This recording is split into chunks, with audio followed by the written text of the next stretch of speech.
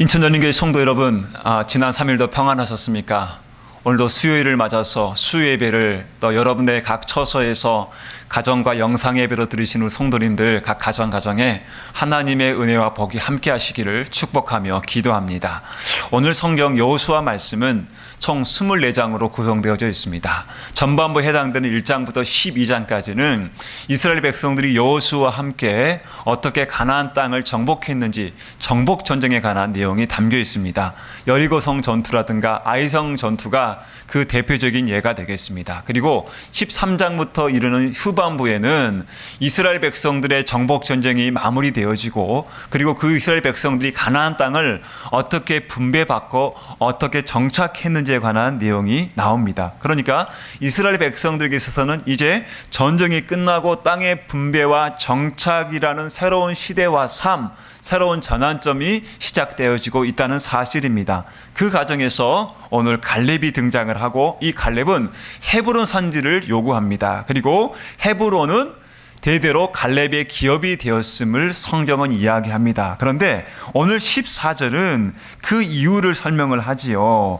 헤브론이 그니스 사람 여분네 아들 갈렙의 기업이 되어 오늘까지 이르렀으니 이는 그가 이스라엘 하나님 여호와를 온전히 좇았습니다 라고 이야기를 합니다. 세번역 성경에서는 그가 하나님을 충성스럽게 따랐기 때문이다, 그리고 공동번역 성경은 충성을 다한 덕분이다 라고 이야기를 합니다. 성경은 갈렙이 땅을 얻은 그 결과에 대해서 이야기를 하는 것보다 그가 평생을 살아오면서 땅을 얻게 된 결과, 즉 원인과 과정이 이 갈렙이 평생 동안 하나님을 온전히 따랐기 때문이라고 이야기를 하고 있는 것이죠. 즉 성경은 그가 평생을 하나님을 바라보고 하나님 안에서 믿음으로 살았음을 보여주고 있습니다. 갈렙은 평생을 살아오면서 수많은 전환기와 다양한 삶을 경험한 사람입니다. 갈렙은 40세에 가데스 바네에서 정탐꾼으로 보내지지 않았습니까? 그러니까 40세 때가 그의 나이였다면 갈렙은 애굽에서의 삶도 경험했었을 것이고, 그리고 광야 40년의 삶도 경험했고, 그리고 비록 짧긴 하지만 가나안 땅에서의 삶도 경험했습니다. 크게 이 세 가지의 삶을 경험했는데 그 안에서 세부적으로 얼마나 많은 상황들과 얼마나 많은 경험들이 있었겠습니까? 그런데 그러한 삶 속에서 갈렙은 온전히 하나님을 따랐던 사람입니다. 우리는 지금 코로나19라는 사태를 통해서 새로운 전환점을 맞이하고 있습니다. 전문가들은 포스트 코로나 또는 뉴 노멀이라는 이런 말을 써가면서 새로운 시대가 왔음을 이야기하며 우리는 새로운 시대를 대비해야 한다고 이야기를 합니다. 앞으로 우리의 삶은 더 많이, 더 자주 바뀌게 될 것입니다. 그러한 현실을 전문가들의 말처럼 지혜롭게 대처하는 것은 매우 중요합니다. 그러나 그 무엇보다 더 중요한 것은 이 갈렙처럼 그 어떠한 상황 속에서도 하나님을 향한 우리의 믿음이 변하지 않고 온전하고 충성스럽게 하나님을 따르는 삶일 것입니다. 이것이 우리 믿는 사람들의 최종적인 삶의 이유요 목적이 되어야 할 줄 믿습니다. 그렇다면 하나님을 온전히 따르는 삶은 어떤 삶일까요? 우리가 하나님을 온전히 따르는 삶을 살려면 우리의 삶은 어떤 삶을 살아야 할까요? 오늘 갈렙의 삶을 통해서 함께 살펴보고자 합니다. 첫 번째로 우리가 하나님을 온전히 따르는 삶을 살려면 모든 상황에서 우리는 하나님을 보는 삶을 살 수 있어야 합니다. 오늘 본문 말씀은 갈렙이 길갈에 있는 여호수아에게 와서 45년 전 그와 여호수아가 함께 겪었던 이야기를 꺼내면서 시작이 됩니다. 바로 민수기 13장, 14장에 등장하는 가데스 바네아 사건이죠. 가나안 정탐꾼에 관한 이야기입니다. 이스라엘 12지파에서 각각 한 명씩 선발된 지도자들이 40일 동안 가나안을 정탐하고 돌아와서 보고를 합니다. 그런데 여기서 문제가 발생하지 않습니까? 12명이 같은 장소를 보고 왔는데 보고의 내용이 둘로 나뉩니다. 10명의 정탐꾼은 그곳을 정복할 수 없다고 부정적인 보고를 합니다. 이유는 그곳의 백성들은 크고 강하고 성벽은 넓고 견고하고 그곳의 무기는 우리가 가지고 있는 무기와 비교할 수 없을 정도로 강하기 때문이라고 이야기합니다. 그들에 반해서 이 갈렙과 여호수아는 두 사람은 충분히 정복할 수 있다라고 이야기를 합니다. 같은 것을 보았는데 왜 부정적인 보고와 긍정적인 보고가 나누어지게 되었을까요? 그것은 무엇을 보느냐의 차이입니다. 다시 정확하게 말씀드리면 하나님을 보느냐 보지 못하느냐의 차이입니다. 부정적인 보고를 한 이 10명의 정탐꾼들은 무엇이 문제였습니까? 가나안 땅의 상황만을 보고 그 상황보다 크신 하나님, 그 문제보다 크신 하나님, 능히 이스라엘 백성들로 하여금 승리케 하실 하나님을 바라보지 못했다는 사실입니다. 그들과 다르게 갈렙과 여호수아는 상황만을 보지 않고 하나님을 바라보는 눈이 있었다라는 사실입니다. 오늘 주인공 이 갈렙이 긍정적인 보고를 한 이유는 상황을 잘 몰라서가 아니라 그 상황에서 문제보다 크신 하나님을 바라보았기 때문입니다. 사무엘상 17장에는 우리가 잘 알고 있는 다윗과 골리앗의 전쟁의 이야기가 나옵니다. 블레셋과 이스라엘 백성들 사이에 전쟁이 벌어졌는데 블레셋을 대표해서 나왔던 골리앗의 모습, 그의 신체와 용모와 그가 가지고 있는 무기와 그가 둘렀던 그런 갑옷들의 모습을 보면서 이스라엘 백성들은 그 상황에, 그 두려움에 사로잡혀서 그 누구도 나와서 골리앗과 싸우려고 하는 사람이 없었습니다. 심지어 이스라엘 왕이었던 사울 왕조차도 그 환경에 사로잡히고 골리앗의 외모와 골리앗의 무기에 사로잡혀서 감히 앞으로 나오려고 하지 않았습니다. 그러니까 이스라엘 백성들은 모두가 다 뭘 보고 있었던 거죠? 그 상황, 자기들을 압도하는 블레셋의 상황, 그리고 골리앗의 그 상황에 압도되어 있었습니다. 그런데 그 가운데서 유일하게 하나님을 바라보는 한 사람이 있었죠. 그가 바로 다윗이었습니다.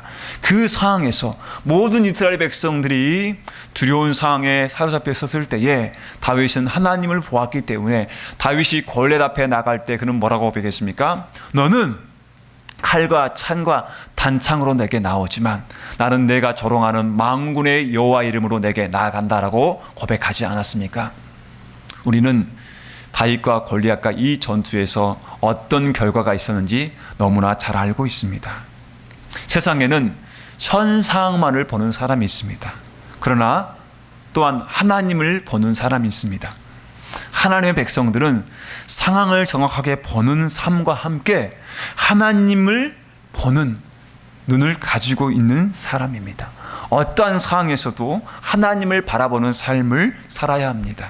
그렇다면 만약 하나님의 백성들이 어려운 상황 속에서 하나님을 보지 못하게 된다면 어떻게 될까요? 그 상황에 지배당하게 됩니다. 갈 길을 잃어버리게 됩니다. 하나님의 백성으로서 마땅히 걸어가야 할 길에서 이탈하게 됩니다. 하나님께 충성하지 못하게 됩니다. 오늘 말씀에서 갈렙은 그 수많은 어려운 상황에서도 하나님을 보았기 때문에 그는 충성했었다라고 두 번이나 강조하고 있습니다. 자, 8절과 9절 말씀에 제가 한번 읽어보겠습니다. 나와 함께 올라갔던 내 형제들은 백성의 간담을 높게 하였으나 나는 내 하나님 여호와께 충성하였으므로 그날의 모세가 맹세하여 이르되 내가 내 하나님 여호와께 충성하였은즉 이라고 말입니다. 우리가 모든 상황에서 하나님을 본다면 우리는 모든 상황에서 하나님이 원하시는 뜻에 충성되게 살아갈 수 있습니다. 슬픔으로 가득해 보이는 세상 속에서 하나님을 보는 사람은 기쁨의 춤을 출 수 있습니다. 절망 가운데 있는 사람이 하나님을 본다면 그 사람은 소망의 노래를 부를 수 있습니다. 송명이 시인의 고백처럼 말입니다. 나 가진 재물 없으나, 나 남이 가진 지식 없으나, 나 남에게 있는 건강이 있지 않으나, 나 남이 없는 것 있으니, 나 남이 못 본 것을 보았고, 나 남이 듣지 못한 음성 들었고, 나 남이 받지 못한 사랑 받았고, 나 남이 모르는 것 깨달았네. 사랑하는 성도 여러분, 우리가 처한 상황이 때로는 여리고성 같고 때로는 골리앗처럼 보일지라도 우리 하나님은 상황보다, 문제보다 크신 하나님이십니다. 우리가 그 어려운 상황 속에서도 하나님을 바라보는 눈이 있다면 우리는 하나님을 온전히 따라가는, 온전히 하나님 앞에 충성하며 승리하는 삶을 살게 될 줄 믿습니다. 우리 성도님들 모두가 다 하나님을 온전히 바라보고 온전히 하나님을 따라가는 성도님 되시기를 주의 이름으로 축원합니다. 두 번째로, 우리가 온전히 하나님을 따라가는 삶을 살려면 우리는 하나님 말씀을 붙잡는 삶을 살아야 합니다. 갈렙은 45년 전 하나님이 모세에게 주신 그 말씀을 기억하고 있었습니다. 절대 짧지 않은 세월입니다. 그런데 그가 만약 사람의 방법으로, 인간적인 기준을 따라 살았다면 하나님이 모세를 통해서 그에게 주셨던 모든 약속들은 다 잊어버렸을 것입니다. 그러나 갈렙은 그렇지 않았습니다. 그가 40세에 모세가 자신을 정탐꾼으로 보냈던 그 건장했던 때나, 그리고 85세가 되어 지금 나이가 많은 이 시기에도 동일하게 자신이 강건하다고 말할 수 있는 그 이유는 무엇일까요? 그때나 지금이나 그 말씀이, 하나님의 말씀이 자신의 능력이면서 힘이 되었기 때문입니다. 오늘 본문은 그 갈렙이 얼마나 하나님 말씀을 붙들고 살았는지에 대해서 그의 믿음의 고백들이 증거를 하고 있습니다. 먼저 갈렙은 하나님의 말씀이 그동안 자신을 생존케 한 원동력이며 생명의 원천이었음을 10절에 이야기를 합니다. 이렇게 고백을 하지요. 이제 보소서, 여호와께서 이 말씀을 모세에게 이르신 때로부터 이스라엘이 광야에서 이 45년 동안을 여호와께서 나를 말씀하신 대로 생존하게 하셨나이다. 여호와께서 나를 말씀하신 대로 생존하게 하셨나이다. 또한 그가 헤브론 산지를 달라고 하는 이유도 그가 욕심 때문이 아니라 그가 여호수아와 견줄 수 있는 이런 힘을, 그리고 위치를 이용하고 완력을 이용해서 달라고 때를 쓰고 있는 것이 아니라 그 이유도 하나님이 말씀하셨기 때문이라고 하고 있습니다. 12절 말씀에 그날에 여호와께서 말씀하신 이 산지를 지금 내게 주소서. 그날에 여호와께서 말씀하신 산지를 내게 주소서. 마지막으로 85세의 나이에 승리를 혼장담하고 있는 이유도 하나님께서 승리를 약속하셨기 때문이라고 이야기합니다. 여호와께서 나와 함께 하시면 내가 여호와께서 말씀하신 대로 그들을 쫓아내리이다.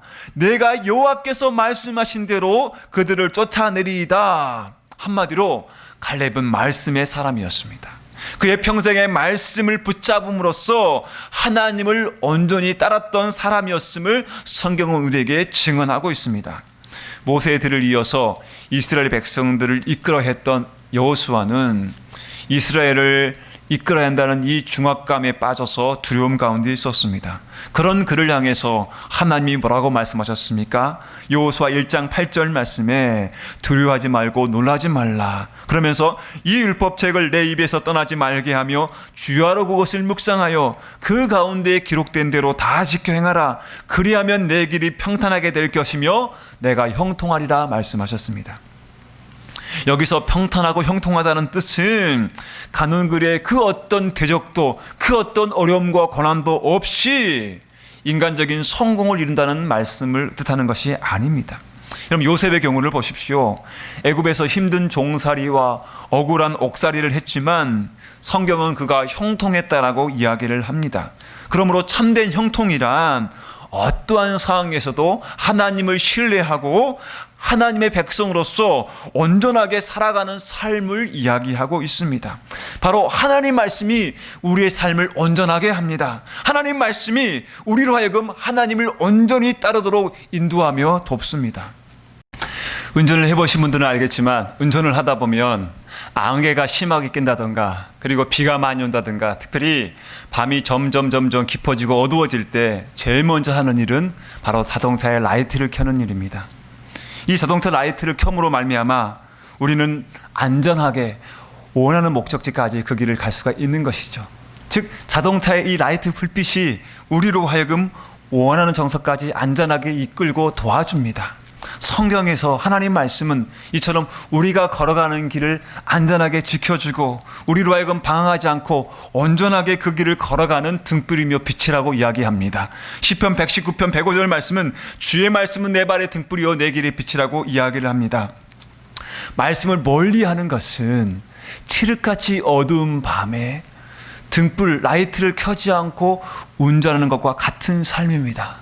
그러므로 사랑하는 성도 여러분, 어두울 때에 우리의 삶에 문제가 있고 어두울 때에 더욱더 하나님 말씀을 가까이 하시기 바랍니다. 말씀을 읽으시기 바랍니다. 매일매일 삶 속에 여호수아에게 말씀하신 것처럼 하나님 말씀을 묵상하면서 그 길 가운데 살아가시기 바랍니다. 그렇다면 우리는 갈렙처럼 하나님 말씀을 붙들고 온전히 그 길을 따라가는 믿음의 승리자가 될 줄 믿습니다.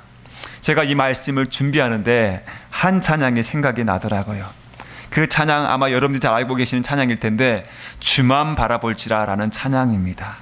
이 짧은 한 구절을 제가 부르면서 우리 성도님들을 축복하기를 원합니다.